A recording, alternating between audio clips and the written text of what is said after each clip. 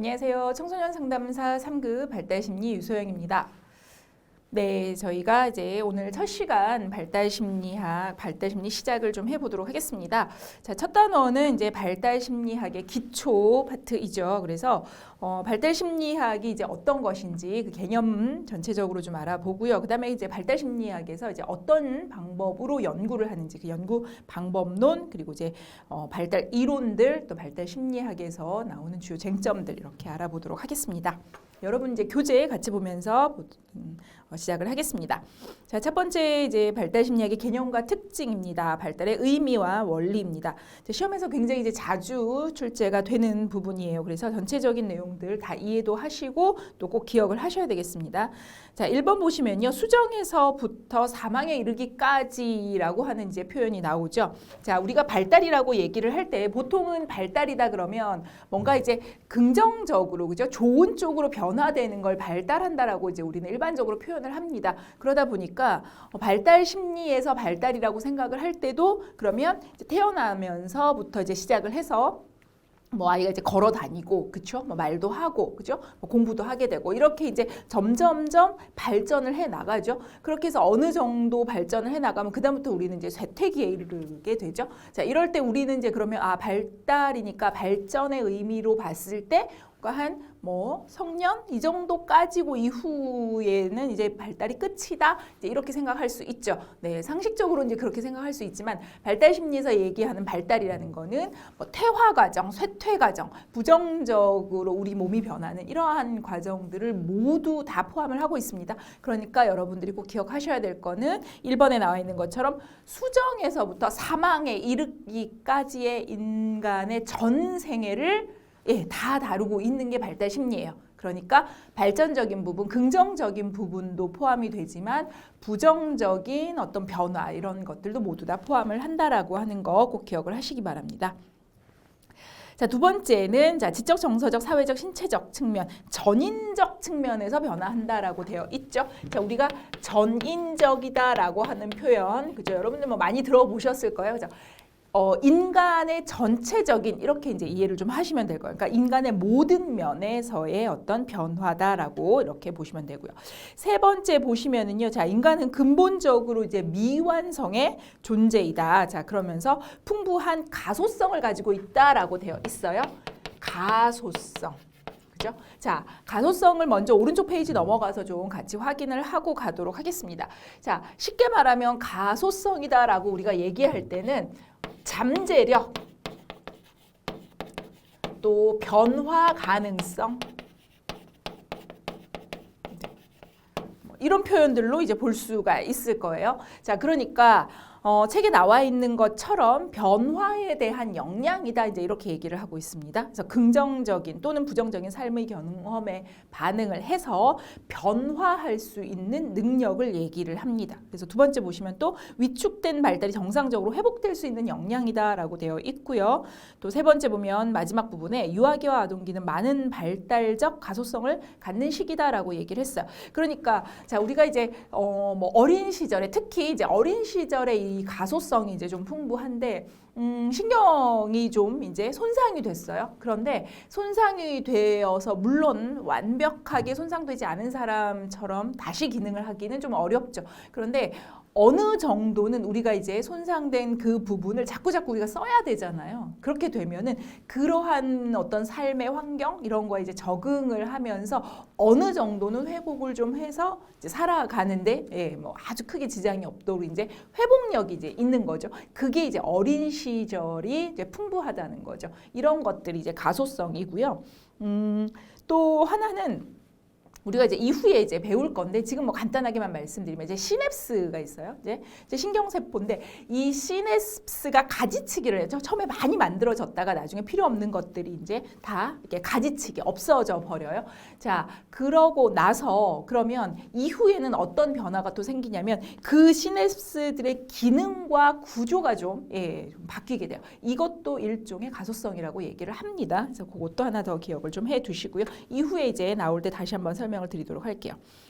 자, 4번 이제 다시 옆 페이지로 돌아오셔서요. 동그라미 4번 보시면은요. 자, 위에 1번에서 말씀드렸던 것처럼 양적 증대, 기능적인 발달, 그리고 긍정적 변화, 그죠? 이런 것들은 그다음에 양적으로 감소 쇠퇴하는 부정적 변화, 이런 것들이 다 포함이 된다라는 거. 그리고 그다음에 6번 보시면은요. 변화의 그 과정에는 신체, 운동 기능, 사고, 언어, 성격, 사회성 이런 것들이 포함된다. 그러니까 전인적인 어떤 측면에서의 그러한 변화다라고 얘기했던 게 바로 6번에 대한 같은 설명이 되겠죠. 자, 밑에 8번 보시면은요. 이전 경험의 누적에 따른 산물이다 이제라고 되어 있어요. 그래서 삶의 중요한 사건, 경험 이런 것들이 발달장애에 큰 변화를 가져올 수 있다라고 되어 있죠. 자, 이전에 내가 경험했던 것들이 발달에 영향을 미치죠. 그죠? 그러니까 밑에 이제 9번에도 같은 맥락이에요. 역사, 사회, 문화적 맥락에 영향을 받는다. 자, 우리가 살아오면서 뭐 예를 들어서 뭐 사고를 당했어요. 그죠? 그럼 그 사고를 당했다라는 것 자체가 신체적으로도 우리 발달에 영향을 미칠 수 있죠. 하지만 그게 굉장히 아주 큰 그죠? 기억으로 남아 있는 어떤 이런 거다. 그러면 어떤 트라우마로 남아 있을 수도 있죠. 그렇다 그러면 우리의 어떤 정서적인 심리적인 부분에도 영향을 미칠 수 있죠.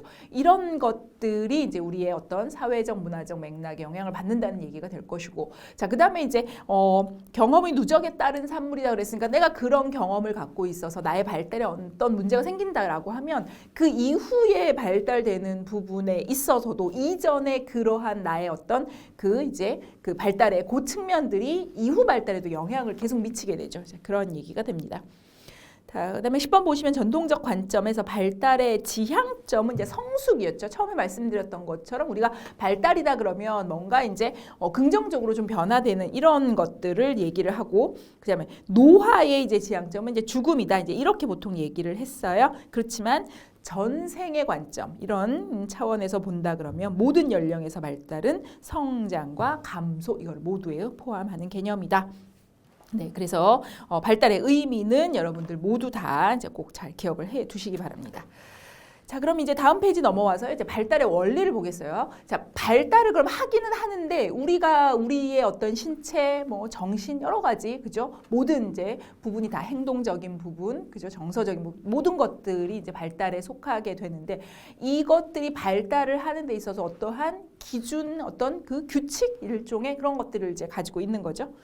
자, 1번 보시면은요. 일정한 순서와 방향성을 가지고 있다. 자, 발달의 순서가 정해져 있다라는 얘기이죠. 그래서 상부에서 하부. 자, 아기들을 여러분들 좀 기억을 좀 해 보시면은요. 아기들이 이제 신체를 처음에 이제 태어나서 그죠? 신생아 때 발달이 정말 하루하루가 발달되는 그런 시기죠. 신체적으로. 그럴 때 아이를 잘 기억을 좀 해 보시면 하체하고 상체 이거를 비교를 해 볼 때 상체 쪽이 좀 더 발달이 빠르죠. 그죠? 그렇게 하고 나서 그다음에 이제 하체 쪽으로 발달이 내려가죠. 그래서 상부에서 하부로 방향이 이제 가게 되는 거고요. 그다음에 이제 중심에서 말초로, 그러니까 우리가 소근육 같은 거 움직이는 거 디테일하게 손가락으로 무언가 하는 거는 굉장히 어려워요. 단축 끼는 거 하나도 사실 쉽지 않죠. 아기 때들은. 그래서 중심에서 말초로 발달이 이루어지고요. 그다음에 전체 운동에서 특수 운동. 이것도 일종의 이제 중심에서 말초로 발달된다는 거와 같은 개념이죠.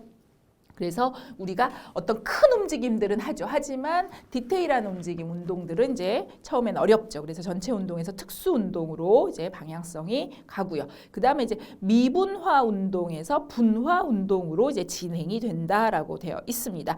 자, 우리가 이제 미분화라고 하는 거는 이제 사실은 1번에 나온 얘기가 사실은 어떻게 보면 조금 다 비슷한 맥락들인데 하나하나 우리가 어떤 한 덩어리가 되어 있다가 그것들이 각각의 기능들로 이렇게 세분화되는 게 이제 분화인 거죠. 그래서 처음에는 하나하나 어떤 이제 특수 운동, 분화된 어떤 이러한 상태가 되어지지는 않은 거죠. 그래서 전체적인 어떤 이런 움직임으로 미분화 상태에 있다가 이것이 발달이 되면서 하나하나씩 이제 분화로 연결이 되는 거죠. 그래서 1번 기억을 하시면 되고요. 그 다음에 이제 두 번째의 원리가 이제 연속성입니다. 네, 그래서 발달이 전생애를 통해 연속적으로 진행이 된다. 그렇지만 속도는 일정하지 않죠. 자, 우리가 이런 1번에 나와 있던 것처럼 순서는 정해져 있어요. 자, 그런데 속도는 보면은 어떤 아기들은 이제 돌이 되기 전에 생후 1년이 되기 전에 막 걷는 아기들도 있고 어떤 아이들은 1년이 훨씬 지나야 또 걷기도 해요. 자, 그래서 속도는 일정하지 않다.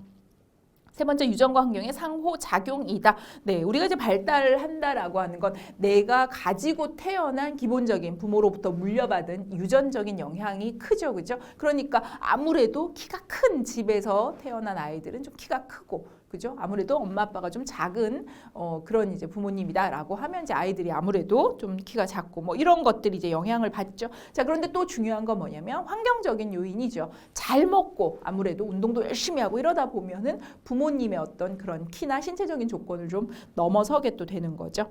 그래서 유전과 환경의 상호작용이다. 자, 그리고 이제 거기 두 번째 줄에 보시면 성숙과 학습에 의존한다라고 되어 있어요. 자, 오른쪽 페이지 넘어가셔서요. 성숙하고 우리가 학습, 유사 개념들을 좀 확인을 좀 해보도록 할게요. 자, 먼저 이제 성숙이라는 표현이 나오고, 그러니까 우리가 이제 그 전에 우리는 지금 발달을 지금 배우죠, 그죠? 발달. 자, 그다음에 성숙이 나오고 그다음에 학습이라고 하는 개념이 유사하게 또 나옵니다. 또 하나가 더 나와 있는 거는 이제 성장이라고 하는 게 있어요.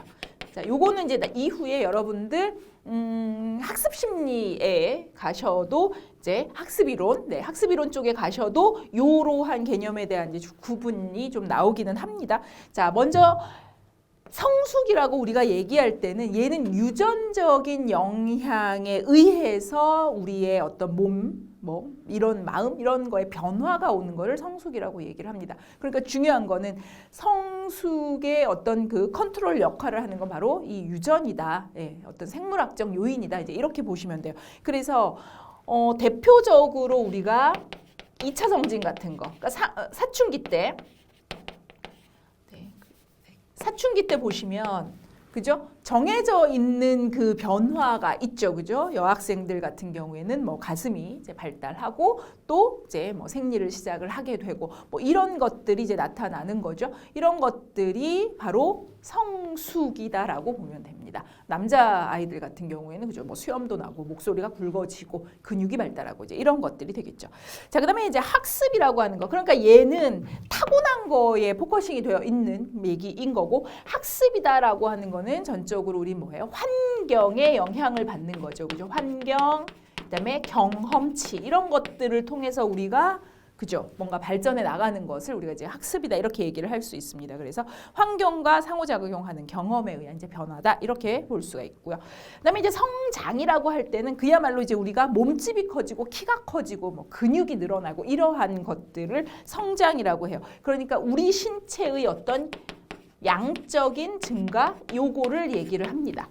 이런 것들이 모두 다 포함하고 있는 개념은 발달이 되는 거죠. 네, 그렇게 구분을 좀 하시면 될 것 같아요. 자, 네 번째 개인차가 존재한다. 네, 우리가 위에서도 이제 발달의 속도는 일정하지 않다 그랬어요. 같은 의미죠. 그래서 발달의 속도, 진행 정도가 이제 사람마다 동일하지 않죠.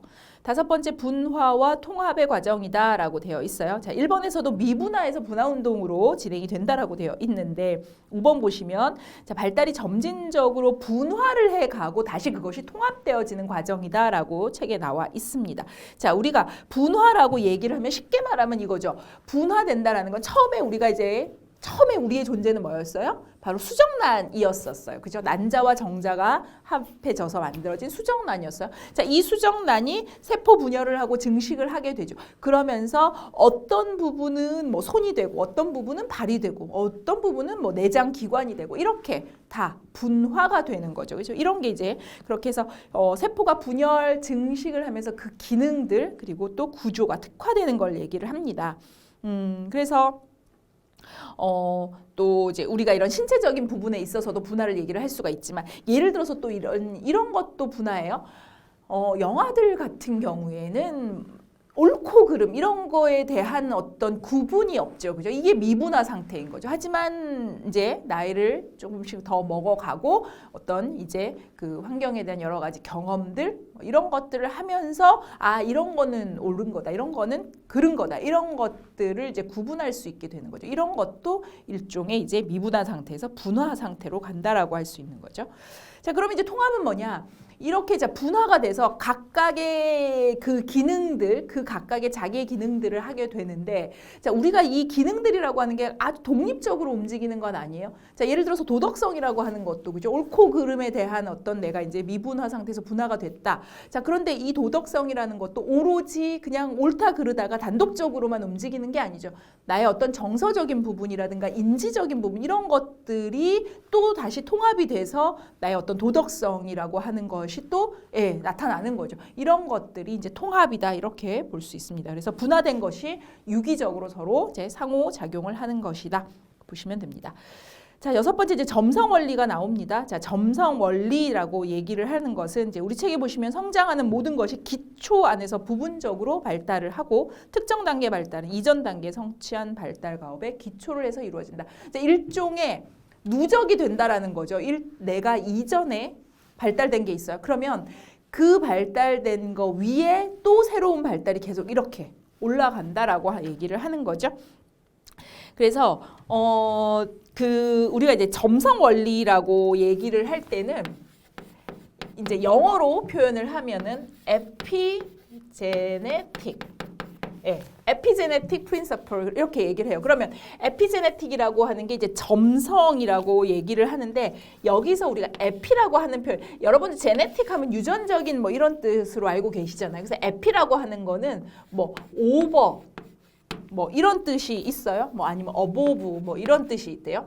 ABOV 이렇게죠. 그러니까 뭐뭐 위라는 얘기죠. 그러니까 유전적인 것에 기초를 해서 그 위에 계속 발달이 이루어져 가는 것이다. 이제 이런 의미로 이해를 하시면 됩니다. 그래서 발달은 이전 단계에 이제 이 유전의 기초를 해서 쌓아가는데 그 이전 단계에 쌓아진 것 위에 또 누적돼서 계속 이제 발달이 이루어진다. 네, 그래서 생물학적으로 타고난 어떤 기본 계획이 있다는 거예요. 그것이 바로 이 원리인데 그 계획이 존재하고 거기에 이제 이 계획을 바탕으로 특정 단계에서 발달이 쌓여 간다. 자, 7번 결정적 시기의 존재입니다. 자, 신체, 심리가 발달을 하는 가장 요기한 시기가 있다. 자, 예를 들어서 우리가 이제 아까 한 돌 정도 전후가 되면 걷는다고 했죠. 자, 그런데 만약에 이때 이제 그렇다고 해서 뭐 3살, 4살까지 걷지를 않다가 5살, 6살에 갑자기 걷게 된다. 이런 경우는 사실은 없죠. 그러니까 우리가 어떤 발달을 하는 데 있어서 그 적정한 시기라고 하는 게 이제 정해져 있다라는 거죠. 애기들 보면 뭐 뒤집는 뭐 시기, 앉는 시기 뭐 이런 것들이 이제 있죠. 말을 또 하게 되는 시기. 이런 발달의 어떤 그 영역에 있어서 그 발달이 이루어지는 적정한 시기라는 게 존재한다. 그런데 그 시기를 넘어가게 되면 그 발달이 이루어지지 않는다. 그래서 이제 결정적이라는 표현을 이제 쓰고 있습니다. 그런데 이제 뭐 이 시기를 놓치면 아예 발달이 안 된다. 뭐 이렇게 이제 얘기를 하다가 좀 발달이 좀 아무래도 좀 어렵다 이제 이렇게 얘기를 합니다. 그래서 뭐 민감기 이런 표현으로도 이제 바꿔서 쓰기도 하는데요. 그런데 이제 언어 같은 경우에는 보면은 12세 정도까지를 언어를 배울 수 있는 시기로 얘기를 합니다. 그래서 12세가 넘어가게 되면 언어는 습득이 이제 어렵다. 그래서 결정적 시기가 언어에 있어서만큼은 존재한다. 네, 그거를 12세 정도로 이제 봅니다. 자, 그럼 다음 페이지로 넘어가실게요. 그래서 이제 발달의 특징과 영역입니다. 앞에서 우리가 이제 발달의 원리를 본 거하고 조금 이제 유사하다고 볼 수 있어요. 자, 그래서 발달의 일단 특징을 보면 첫 번째가 이제 적기성. 자, 우리가 앞에서 결정적 시기가 있다라고 얘기를 했죠. 그게 이제 일종의 적기성이에요. 적절한, 그죠? 적절한 시기 이게 있다라는 거죠, 그죠? 발달마다 적절한 시기가 있다. 자, 그 다음에 이제 기초성이라고 하는 게 있죠. 그래서 대부분의 우리의 발달은 어때요? 생후 이제 초기에 주로 이루어지지요. 네, 그래서 초기에 그 발달이 잘 이루어져야 이후의 발달에도 굉장히 영향이 크죠. 자, 그 다음에 이제 불가역성이라고 나오는데.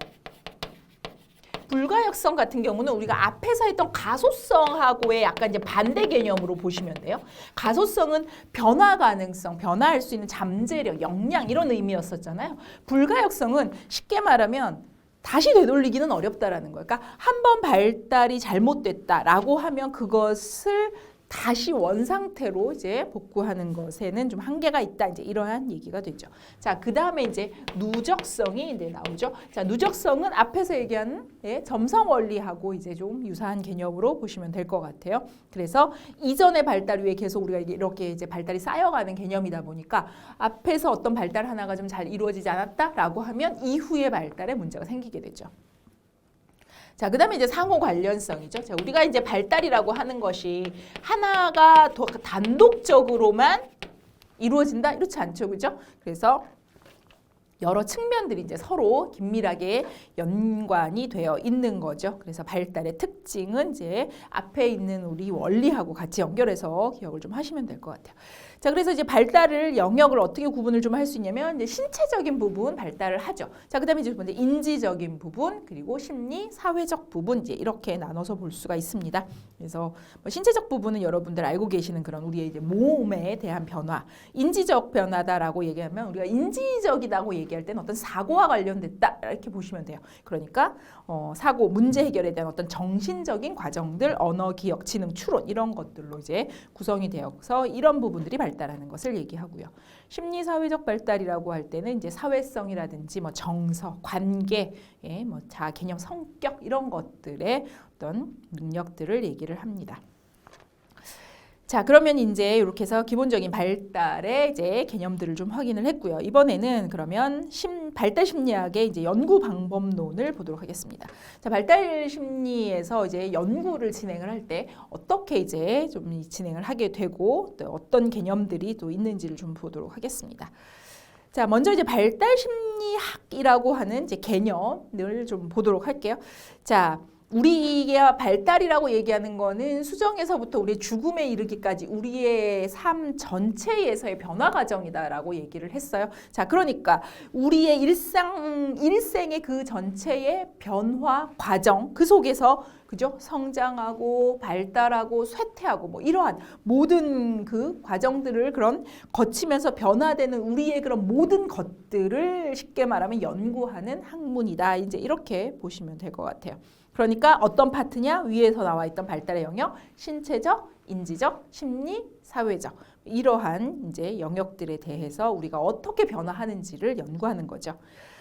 그래서 1번 동그라미 보시면 다학문적이다라고 되어 있습니다. 자, 다학문적이다. 이게 무슨 얘기냐면 2번 동그라미 나와 있는 얘기입니다. 인류학, 생물학, 가정학, 심리학, 사회학 이런 다양한 학문 분야에서 이루어진 연구 성과들을 종합적으로 연구를 해서 응용하는 학문이다.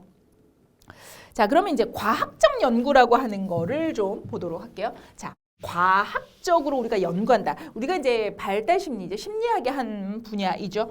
그러면 우리가 심리학을 보통 생각을 하면 사람 마음을 연구를 한다. 그러니까 뭔가 굉장히 이제 과학적으로는 좀 어려울 것 같다라는 생각이 좀 들 수 있어. 우리가 보통 과학이다 그러면 이제 뭐 물리, 화학, 수학 이러한 어떤 그죠? 뭐 뭔가 막 실험을 하고 뭐 측정을 하고 뭐 이렇게 분석을 하고 이제 이렇게 하는 것들이 과학이다라고 생각을 하니까 아무래도 심리학은 인문학 파트고 그러면 과학적이다라는 우리가 알고 있는 그 상식적으로 알고 있는 과학하고 조금 거리가 있지 않나라고 생각을 하실 수 있는데 굉장히 과학적으로 측정하고 검증하는 학문이 바로 이제 심리학입니다.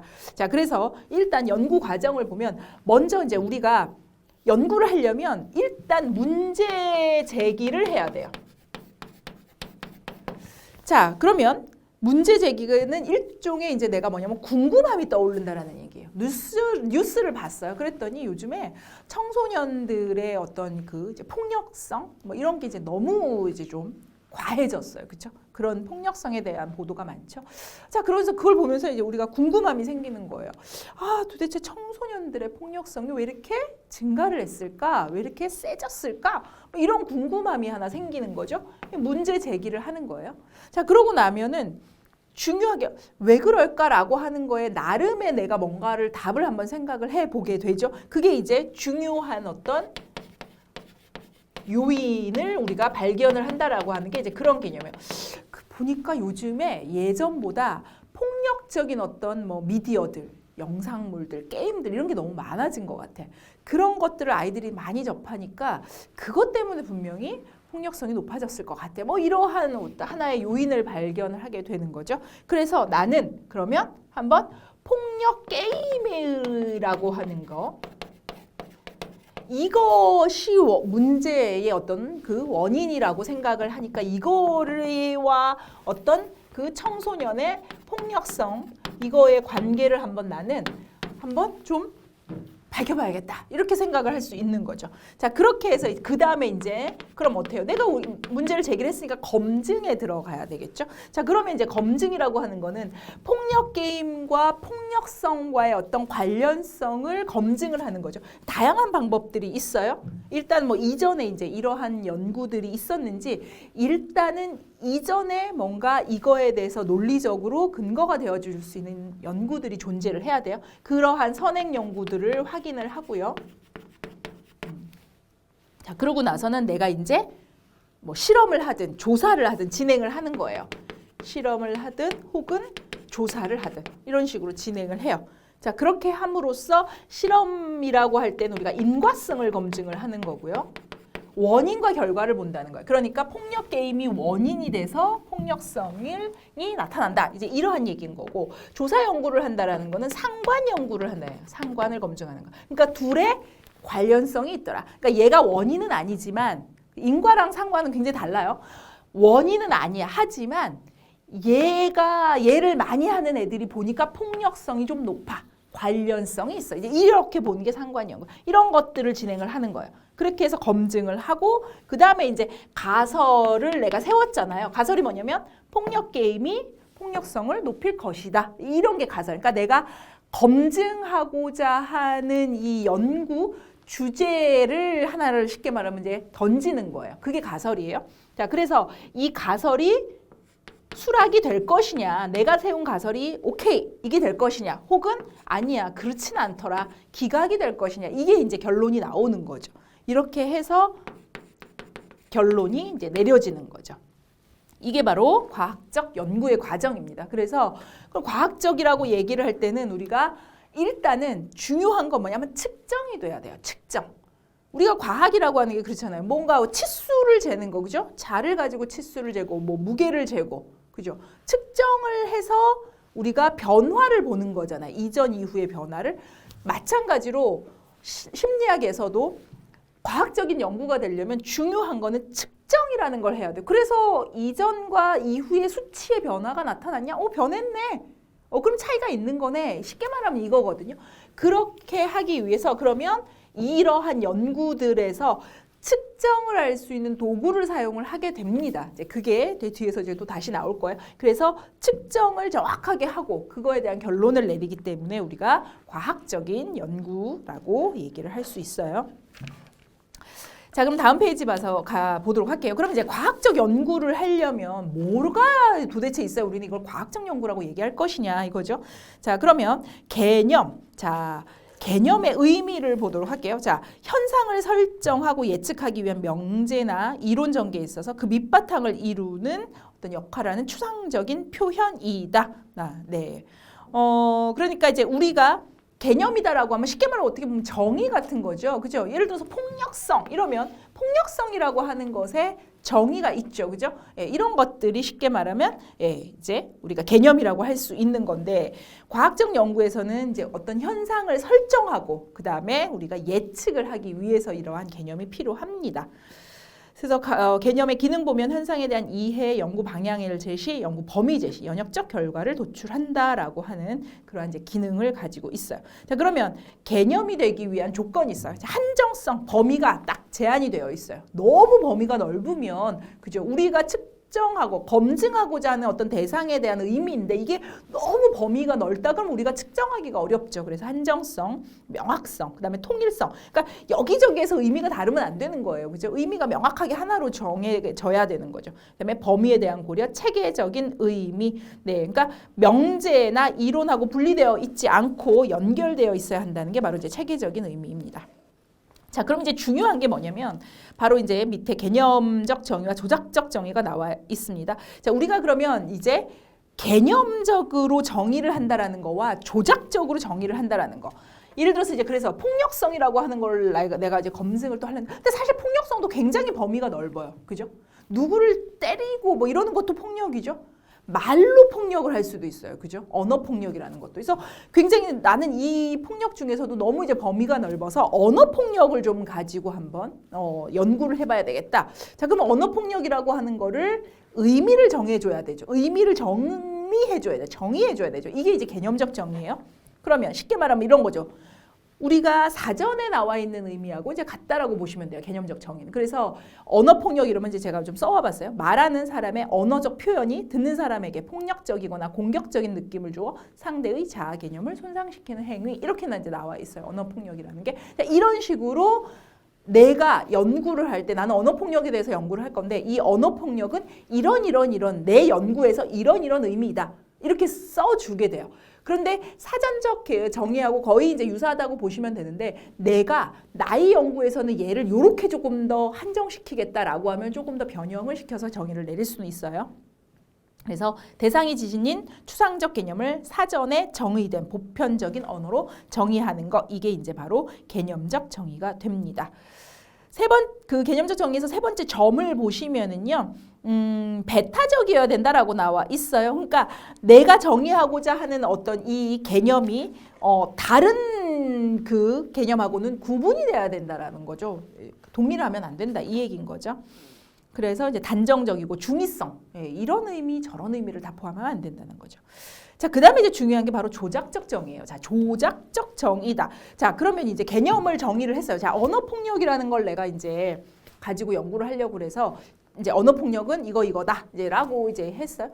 자, 근데 나는 그러면 이거를 측정을 해야지 과학적 연구라고 했는데 그냥 언어 폭력이라고 하는 거 뭐 아까 설명드린 것처럼 뭐 상대의 자아 개념을 손상시키는 행위 뭐 이렇게만 하면 너무 두루뭉실하죠. 이거 추상적 개념이기 때문에 어쩔 수가 없죠. 그러면 이해를 우리가 실질적으로 측정할 수 있도록 다시 한번 정의를 내려줘. 이거를 이제 조작적 정의다라고 얘기를 합니다. 그러면 중요한 거는 뭐냐면 측정이 가능하도록 구체화한 것이다. 첫 번째 점에 나와 있죠. 그래서 세 번째 점 보시면 조작적 정의의 기능이 확인하고자 하는 의미의 정확한 전달, 네, 그리고 행동의 지침이 되는 그 용어로서 재생 가능성을 들 수 있다.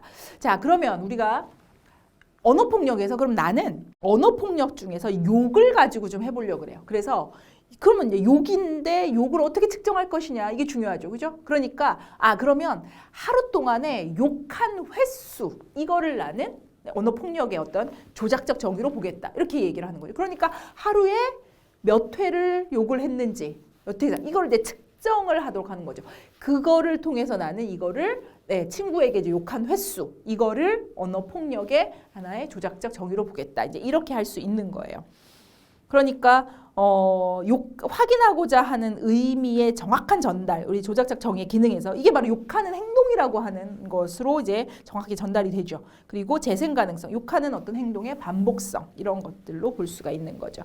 그래서 조작적 정의는 조사 목적과 관련해서 상당히 실용주의적 측면을 포함한다. 자, 그러니까 우리가 성별 이렇게만 놓으면은 조작적 정의에는 이 의미가 맞지 않아. 이거를 남자, 여자로 이렇게 나눠 놓는다. 이러면 이제 이게 조작적 정의가 되죠.